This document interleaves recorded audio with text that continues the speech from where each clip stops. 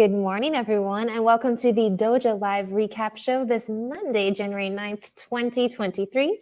My name is Kim Lantis, and joining me is America Guerrero. Hello, everybody. Broadcasting live from Mexico City, not in Yeah. Cancun. Out of reality has hit. She's no longer in paradise, folks. But what do we do here on our recap show? It's a time where we, as co-hosts, take a time to talk about last week's show as a shows plural, as a way to sort of motivate you to watch them if you by chance haven't done so yet. And of course, to introduce the great shows that we've got coming up this week as well.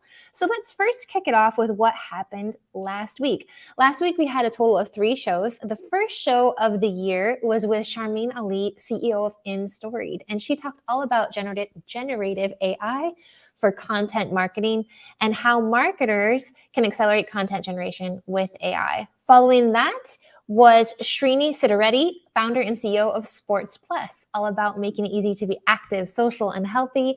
And on Friday, we had our first part of a 4-part series all about the Metaverse. That was with Encora's Sandra Vaquez, Fermin Chavez, as well as Dianela, Gamboa. And they talked about the Metaverse basics, virtual, augmented, and mixed reality, as well as some ideas of just what the Metaverse is, ethical implications. It's Monday, folks. Implications and more. But let's first talk about Sharmin's show and generative AI there at Instoried. What did you think of Sharmin's show? Great way to kick off the year, America, right? Yes, she was so energetic, and the way we started 2023 with this show was so fun. What I learned with Instoried is that AI is not our enemy. You can improve processes, especially in marketing. So basically, their AI engine determines. It's Monday. But you are a native American speaker. But anyway, determines the emotional engagement of content and also gives analytics tools and smart recommendations. So it is a whole platform so you can improve with your marketing. And especially in these times that you want to start this entrepreneurial idea and you don't have the budget, well, you can use this platform.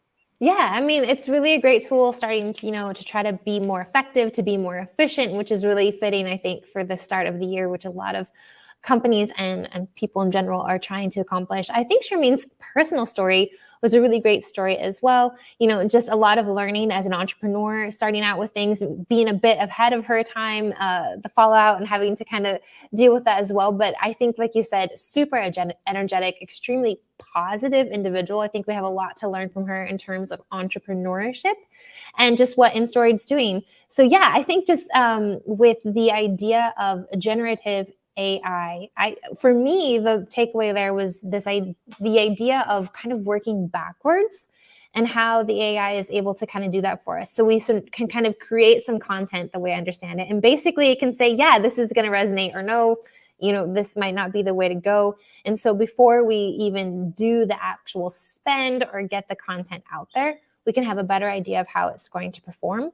And like you're saying, it's not about replacing marketers or content writers, but it's the ability to do more with less, which is particularly appealing, right, for startups or smaller companies that might not have the budget spend, right, that others do. So it's definitely a great show and a great tool to kind of look into.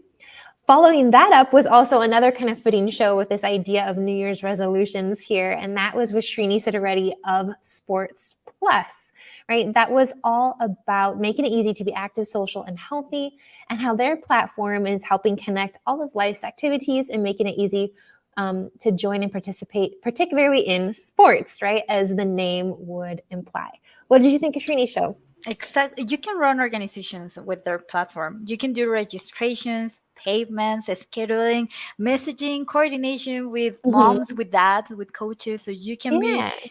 So there is no problem. There are not excuses to start your sport organization. Not be active, right? Exactly. Or to support the people in your lives who want to be active. Namely, I think this is the classic soccer mom, soccer dad tool that we'd been waiting for, which actually was the story, I think, of SportsPlus to begin with, which is great. I mean, we hear that a lot on our show.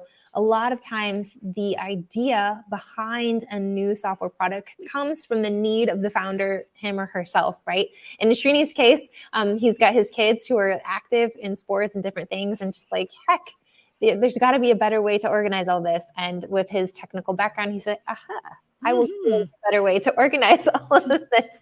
So it's really beautiful, I think, in a way, particularly because a lot of this organization at this, kind of community level is volunteer, and it happens out of, parents or other people's sort of spare time where they're wanting to be involved, wanting to help their children or other people in their lives, to participate, to get off of the couch, and to kind of be more social and more active, and really this one-stop shop for all of that to happen. So things can happen more seamlessly, easier, right? And less time to kind of keep it all together. So it's also a really kind of fun story to hear him tell the SportsPlus story. So if you are a soccer mom or dad out there, check out SportsPlus.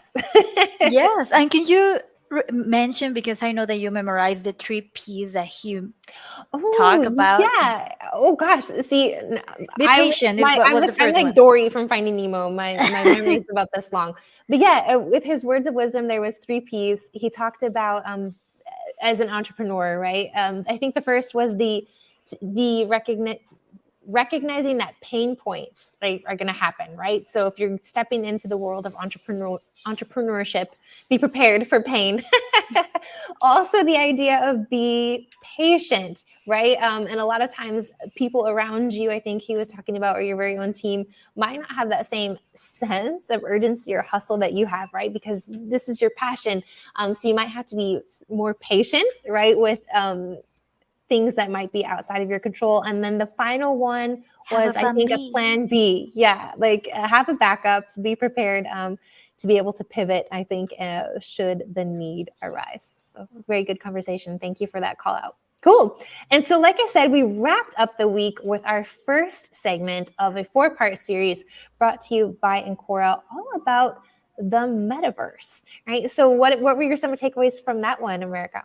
Well, I finally understood the conceptions and the misconceptions about what the metaverse is, about what the metaverse really is. I tried to structure that, whatever, which is the internet where you can walk in. This is something that Fermin mentioned about the metaverse, and it makes a lot of sense. And I also understood the difference between AR and VR, which is not the same. So it was a really interesting show, and I'm excited to see what else can I learn in the new episode that is going to happen on Friday. Yeah, it's all gonna birthday party here in Encora. I don't know if you can hear the birthday music in the background. Hey, yeah. It's Mexico. We're Latinos. We do everything larger than life, right? But yes, all about the metaverse, the basics there to get it started. And then there's going to be 3 more every Friday this month of January. We're going to be diving a bit more into the metaverse. So I think the main focus of last week's show was just what it is and some of the ethical implications behind it. Is it safe? What do we need to do to keep it safe? And everything. I think the general, consensus of all 3 of our guests was that it is safe, but we need to be smart about what we're building, right? This opportunity of what lays ahead of us in terms of the next thing, which I think is super exciting for them, particularly as UI and UX designers and researchers. Mm-hmm. Cool. So we also have a busy week this week coming up with 3 shows. Yes, tomorrow we don't have a show, but on Wednesday, the first one is going to be with Sam Fonoimoana at Data Join. We're going to talk about how can B2B marketers spam less and target more, behavioral targeting for B2B. That is going to be at 10 a.m. Pacific. And then we're going to have another show on Thursday. This show is going to be with Paul Allard at Impact, the Impact Finance. The show is going to be about AI and non-financial reporting, exploring the limits. How can technology help the financial sector to channel capital towards businesses with a positive social or environmental impact? And then the last episode of the week with the Metaverse segment, finances inside and outside the Metaverse. How are both virtual money and real money being used inside the Metaverse? And what does this mean for brands, funding, and market share? Don't miss the 3 shows. All right, that's right. This week, 10 o'clock Pacific, right here on Dojo Live. See you on Wednesday, everyone. Bye, America. Bye.